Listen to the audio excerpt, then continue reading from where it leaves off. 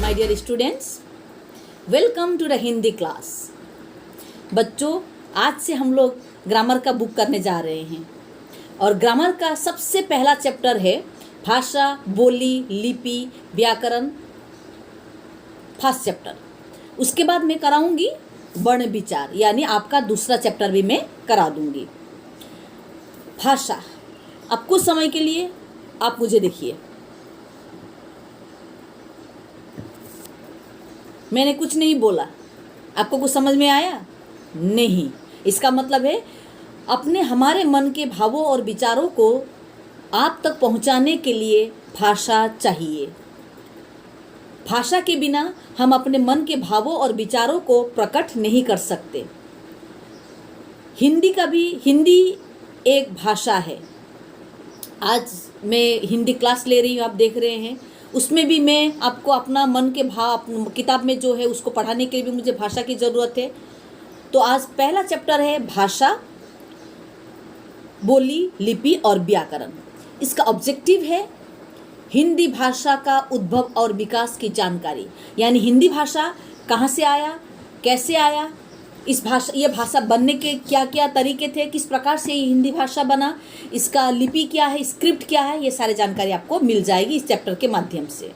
दूसरा ऑब्जेक्टिव है व्याकरणिक इकाइयों का ज्ञान, यानी ग्रामेटिकली जितना भी नॉलेज होना चाहिए आपको मिल जाएगा। तीसरा है शब्द भंडार में वृद्धि, यानी आपको वोकेबुलरी आपकी बढ़ेगी, यानी नए नए शब्दों की आपकी जानकारी प्राप्त होगी। लास्ट है वर्ण तथा उसके भेदों की जानकारी, क्योंकि भाषा, बोली, लिपि और व्याकरण के बाद जो चैप्टर है वर्ण विचार यानी फोनोलॉजी का ही ये ऑब्जेक्टिव है, वो है वर्ण तथा उसके भेदों की जानकारी। बच्चों, भाषा, मैंने बोला ना आपको बच्चों कि मन के भावों को प्रकट करना और दूसरे के मन के भावों को जानना भाषा कहलाता है। भाषा के दो रूप है, एक है मौखिक भाषा, दूसरा है लिखित भाषा। मौखिक का मतलब है मुख से बोला गया और लिखित का मतलब है लिख कर दिया गया, लिख कर बताया गया। अब देखिए मौखिक भाषा का डेफिनेशन। भाषा के जिस रूप से मन के भावों और विचारों का आदान प्रदान किया जाता है, बोलकर या सुनकर, उसे मौखिक भाषा कहते हैं। मैं बता चुकी हूँ, सिर्फ अपना बोलना ही नहीं, दूसरों का भी हम सुनते हैं, यानी मुख से खुद बोलना और दूसरों के मुख से सुना हुआ जो लैंग्वेज है उसे कहते हैं भाषा। बच्चों, अब लिखित भाषा में आते हैं। लिखित भाषा के जिस रूप से मन के भावों और विचारों को आदान प्रदान लिखकर और पढ़कर किया जाता है उसे लिखित भाषा कहते हैं। यानी टीचर क्लास में पढ़ा रही है, वो है मौखिक भाषा। बच्चे उसको सुनकर लिख रहे हैं, वो है लिखित भाषा। यानी लिखना लिखित और बोलना मौखिक। अब देखते हैं बच्चों, अब भाषा, बोली ये तो हो गया। अब ये भाषा बनने के लिए अल्फ़ाबेट चाहिए, स्क्रिप्ट चाहिए। एग्जाम्पल, जैसे कि हम लोग इंग्लिश जब बोलते हैं, इंग्लिश का स्क्रिप्ट क्या है? रोमन। ठीक उसी प्रकार का हिंदी का भी अपना लिपि है, क्योंकि लिपि के बिना तो अल्फ़ाबेट नहीं होगा और अल्फ़ाबेट के बिना आप लैंग्वेज नहीं बना सकते। पुराने समय में भाषा सिर्फ बोला जाता था, लिखा नहीं जाता था, लेकिन धीरे धीरे लिपि का विकास हुआ, यानी स्क्रिप्ट आया, उसके बाद ही लिखा जाने लगा। अब देखिए डेफिनेशन लिपि का। भाषा की ध्वनियों को जिन चिन्हों के द्वारा लिखा जाता है उसे लिपि कहते हैं। ध्वनि का मतलब है साउंड, जैसे अ, आ, ई। ये मीनिंगलेस है, इसका कोई मीनिंग नहीं है, लेकिन मीनिंग ना होने के बाद भी इसका एक साउंड है और उसी साउंड की वजह से ये इसका विकास, उसी साउंड की वजह से ये है स्क्रिप्ट, यानी ये ध्वनि चिन्ह है। भाषा आने से पहले ध्वनियों का होना जरूरी है। दूसरा पार्ट देखिए, वो है बोली। हमारा चैप्टर का नाम क्या है? भाषा, बोली, लिपि और व्याकरण। लिपि क्या है? लिपि हो गया स्क्रिप्ट, अब बोली है डायलेक्ट। सीमित क्षेत्र में स्थानीय व्यवहार में प्रयोग की जाने वाली भाषा बोली कहलाती है। यानी बोली सिर्फ बोला जाता है और इस बोली से कोई लेखनी नहीं होती है। यानी बोली एक छोटा सा क्षेत्र में ही होता है। समझ में आया बच्चों? इसमें कोई साहित्यिक रचनाएं नहीं होती है। जैसे बोली में जो लैंग्वेज आता है उसमें कहानी, पोएट्री लिखा नहीं जाता है। बोली का मतलब है सिर्फ बोलना। उसके बाद है बच्चों व्याकरण। व्याकरण का इंग्लिश है ग्रामर। अब भाषा हो गया, बोली हो गया, लिपि हो गया, लेकिन आपने व्याकरण का सही इस्तेमाल नहीं किया, उससे क्या हो जाएगा बच्चों? उससे आप भाषा सुंदर तरीके से, आप शुद्ध भाषा नहीं बोल पाएंगे। और जब तक आप कोई भी लैंग्वेज शुद्ध तरीके से नहीं बोल पाते तब तक वो भाषा की पकड़ आप में नहीं होगी। फॉर एग्जाम्पल सुन लीजिए, यहाँ पर नहीं है, मैं बता रही हूँ। फॉर एग्जाम्पल हम लोग बोलते हैं मैंने पानी खाया। ग्रामेटिकली ये रॉन्ग है। पानी खाया नहीं जाता, पानी पिया जाता है। यानी इसमें पानी खाया अगर बोलेंगे, इसमें आपने ग्रामर गलत बोला है। दूसरा एग्जाम्पल देती हूँ, मैंने सिगरेट पिया। सिगरेट बच्चों पिया नहीं जाता, सिगरेट फूंका जाता है। फूंका का मतलब है सिगरेट का धुआं फू करके उड़ा दिया जाता है ना, इसीलिए उसको बोलते यानी एज ए लैंग्वेज के हिसाब से ठीक है, लेकिन जब आप जाएंगे व्याकरण के हिसाब से तब ये आपका सेंटेंस रॉन्ग हो गया। इसलिए किसी भी लैंग्वेज को जानने के लिए उसका ग्रामर का जानना बहुत ज़रूरी होता है। डेफिनेशन देखिए बच्चों, वो शास्त्र जिससे भाषा के शुद्ध रूप और उसका प्रयोग का ज्ञान होता है उसे व्याकरण कहते हैं। बच्चों, भाषा, बोली, लिपि और व्याकरण का चैप्टर हमारा हो गया। यह चैप्टर 1 था। चैप्टर 2 है वर्ण विचार यानी फोनोलॉजी। अब लैंग्वेज तो बन गया, लेकिन अब लैंग्वेज बनने के लिए क्या क्या वर्ण है, क्या क्या अल्फ़ाबेट्स है, उसकी जानकारी हम इस चैप्टर के माध्यम से लेंगे। इस चैप्टर का नाम है वर्ण विचार यानी फोनोलॉजी। वर्ण विचार करने से पहले वर्ण क्या है उसके बारे में जानकारी प्राप्त करते हैं। वो सबसे छोटी ध्वनि जिसके और टुकड़े नहीं किए जा सकते वर्ण कहलाती है। छोटी सी एक ध्वनि है, साउंड है, जिसको हम छोटा नहीं कर सकते। एग्जाम्पल देखिए बच्चों, राम अच्छा लड़का है, ये एक सेंटेंस है। इसको मैंने अलग अलग किया, राम अच्छा लड़का है, यानी सेंटेंस को मैंने छोटा कर दिया, क्या बन गया? शब्द बना। अब शब्द को मैं छोटा कर रही हूँ। राम को लीजिए, र प्लस आ प्लस म प्लस अ, यानी शब्द को भी मैंने क्या कर दिया? छोटा कर दिया। क्या बन गया? वो सब वर्ण बन गया। लेकिन अब वर्ण को, जैसे कि राम का पहला लेटर क्या है? र। अब र को मैं अगर टुकड़ा करना चाहूँ तो इसका कोई मीनिंग नहीं निकलेगा। इसका मतलब है वो सबसे छोटी ध्वनि जिसके कोई टुकड़े ना हो उसे कहते हैं वर्ण। बच्चों, वर्ण के सबसे पहले देखिए बच्चों, वर्ण 2 प्रकार के हैं, स्वर वर्ण, व्यंजन वर्ण, और एक है अयुग्वा। वर्ण के भेद आगे देखिए बच्चों, बुक में देखते जाना, और एक बार में समझ नहीं आता ये जो वीडियो है बना है इसको प्ले कर करके बहुत बार देख कर सुनना। वर्ण के भेद, काइंड्स ऑफ अल्फाबेट, स्वर वर्ण, व्यंजन वर्ण यानी स्वर का मतलब है वावेल्स, व्यंजन का मतलब है कॉन्सोनेंट। तीसरा है अयुग्वा का मतलब है आफ्टर साउंड। मन लगाना बच्चों, यहाँ पर इंग्लिश में नहीं है, मैं इंग्लिश में बता रही हूँ ताकि आपको आसान हो। स्वर वर्ण किसे कहते हैं? वावेल्स किसे कहते हैं? जिन वर्णों का उच्चारण करते समय हवा मुंह में बिना रुके बाहर आती है उन्हें स्वर कहते हैं। स्वर स्वतंत्र ध्वनियाँ हैं, यानी जब भी हम अ आ ई का प्रोनाउंसिएशन करते हैं तब वो सीधा हवा मुंह के बिना रुके बाहर आते हैं। जैसे कि कहीं रुकता नहीं है, सीधा निकला और बाहर आ गया। जैसे अ रुका नहीं, कहीं आ कहीं नहीं रुका, ई कहीं नहीं रुका, यानी गले से निकला मुख से बाहर निकल गया, इसमें कोई रुकावट नहीं है। और जब ये सब ऐसे कोई वर्ण जो कि बिना रुके बाहर आ जाती है उसे कहते हैं स्वर वर्ण, इंग्लिश में कहते हैं वावेल्स। हिंदी में 11 स्वर वर्ण है वावेल्स से, अ आ ई उ री ए ऐ ओ औ, ये है स्वर वर्ण। बच्चों अब व्यंजन वर्ण देखिए। व्यंजन वर्ण से पहले स्वरों के भेद, स्वर वर्ण का भेद देखिए।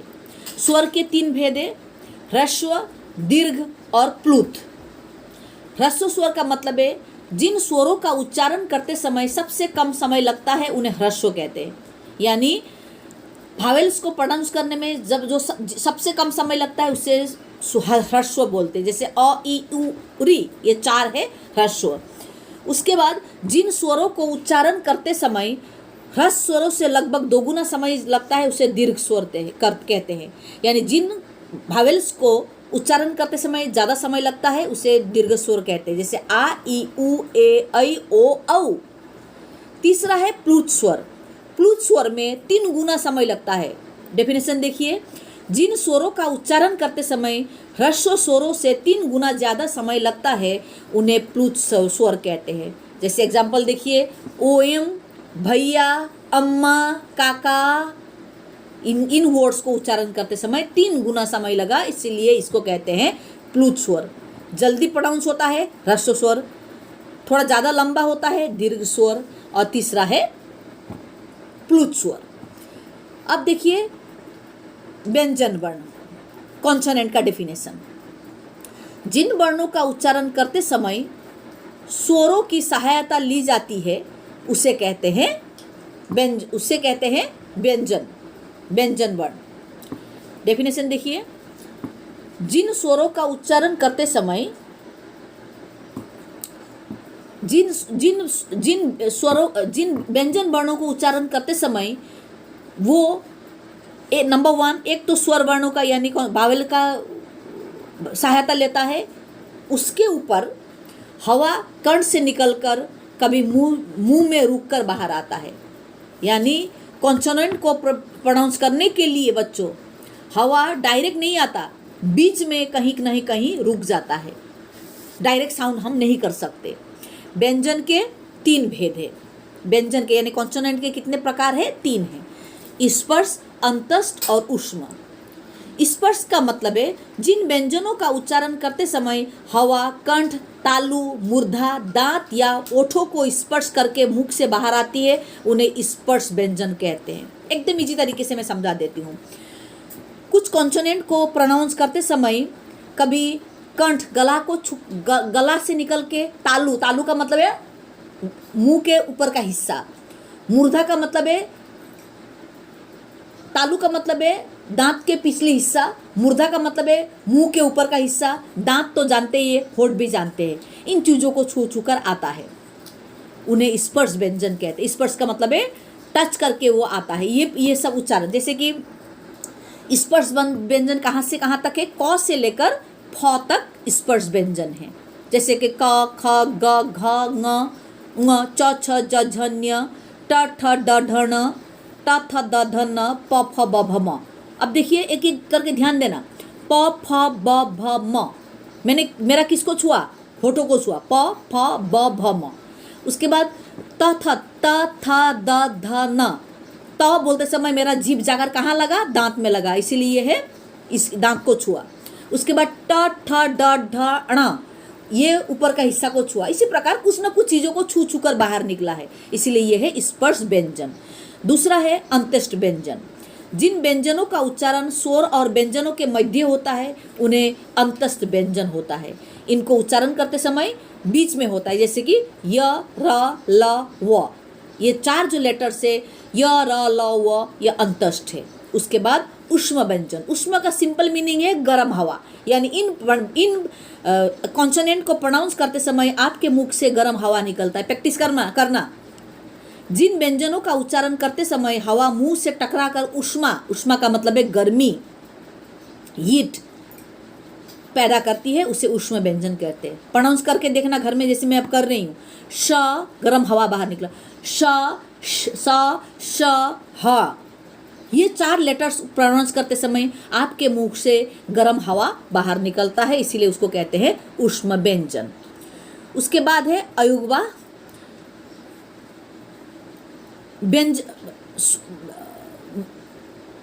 स्वर वर्ण के स्वर, व्यंजन और अयुग्मा 3 भेद था ना वर्ण का। वर्ण के कितने भेद थे? 3। क्या क्या था? स्वर वर्ण, व्यंजन वर्ण और अयुग्मा। अयुग्मा ऐसे वर्ण है जो ना तो स्वर और ना व्यंजन होते हैं। अयुग्मा का अर्थ है अ से, अ के योग से जो अर्थ वहन करते हैं, अर्थात किसी स्वर के योग से जो सार्थक शब्द बनते हैं। यानी दो चीज़ है, एक है अनुस्वर और एक है विसर्ग। आप लोगों ने देखा है ना स्वर वर्ण अ आ ई देखा, उसका लास्ट में अंग और अह जो है ये 2 है अयुग्मा। इसका नाम है, अंग का नाम है अनुस्वर और अह का नाम है विसर्ग। यानी स्वर वर्ण को पढ़ते समय लास्ट में जो है अंग और अ वो है अयुग्मा। बच्चों समझ में आ गया? अ से लेकर औ तक स्वर वर्ण, क से लेकर ढरेरा तक व्यंजन वर्ण और अयुग्मा है अंग और अ यानी अनुस्वर और विसर्ग। बच्चों अब नेक्स्ट देखते हैं अनुनासिक। अनुनासिक का मतलब है चंद्रबिंदी। उसके बाद है हल का चिन्ह, यानी कोई भी वर्ड के कुछ शब्द में नहीं, कुछ वर्ड के नीचे जो ऐसा नीचे जो लगता है ना उसको कहते हैं हल का चिन्ह। यहाँ पर आप लोगों ने एग्जाम्पल में देखा क ख ग घ के नीचे देखा एक साइन सिंबल लगा है, उसे कहते हैं हल का चिन्ह। अब हम लोग करने जा रहे हैं आगत ध्वनियाँ, यानी विदेश से आए हुए शब्दों को आगत ध्वनियाँ कहते हैं। डॉक्टर इंग्लिश वर्ड है, उसके ऊपर देखा है एक चंद्र बिंदु की तरह वो, और बॉल के ऊपर चंद्र बिंदु, सजा के नीचे जो एक बिंदी है, जरूर का जौ के नीचे जो बिंदी है, इसको कहा जाता है आगत ध्वनियाँ। क्योंकि ये हमारा हिंदी का नहीं है बल्कि ये विदेशी वर्ड्स है, कोई इंग्लिश है, कोई अरबी है, कोई फारसी है। नेक्स्ट है नुक्ता। अभी बताया था मैंने, नुक्ता का मतलब है कोई भी वर्ड के बाहर से आए हुए जो भी वर्ड्स है, जैसे अरबी फारसी के, उसके नीचे जो बिंदी लगता है, जैसे कि जौ के नीचे आप लोगों ने देखा है जौ के नीचे एक बिंदी लगा है, फ के नीचे एक बिंदी लगा है, इसे कहते हैं नुक्ता। उसके बाद है बच्चों रॉ के रूप है। रॉ जो होता है ना, य रॉ आर रॉ का 3 रूप है। कभी ऊपर में आता है, कभी नीचे आता है। जैसे कि कर्म देखा है बच्चों, क म रेफ कर्म, ठीक है। और उसके बाद और है कर्म का क का रूप है, जैसे कि कोई ट्रायंगल शेप में आता है, ट्रायंगल शेप में, जैसे कि ट्रक, ट्रम। उसके बाद है कोई है ऐसे बीच में पेट में आता है, जैसे कि प्रश्न, पैरव, रॉ के ये सब रूप है। कोई ऊपर होता है, कोई पेट में होता है, कोई ट्रायंगल शेप में होता है, और ये सारे हैं रॉ के विभिन्न रूप। बच्चों आज हमने क्या पढ़ा बच्चों? भाषा, बोली, लिपि और व्याकरण पढ़ा। उसके बाद हम नेक्स्ट चैप्टर में हम लोगों ने क्या पढ़ा? वर्ण विचार पढ़ा। वर्ण विचार का मतलब है फोनोलॉजी। बच्चों आज यहाँ तक ही है। और आज इसके बाद आप लोग होमवर्क कर लेना। बुक के पीछे जो एक्सरसाइजेज है ये कॉपी में करने की ज़रूरत नहीं है, ये बुक में ही कर लेना। आज का होमवर्क भी इतना ही है। अगर समझ में नहीं आता, एक बार नहीं कई बार आप इसको वीडियो को खोल कर सुनना। और कोई भी डाउट है मुझसे आप बेझिझक बात कर सकते हैं। Thank you.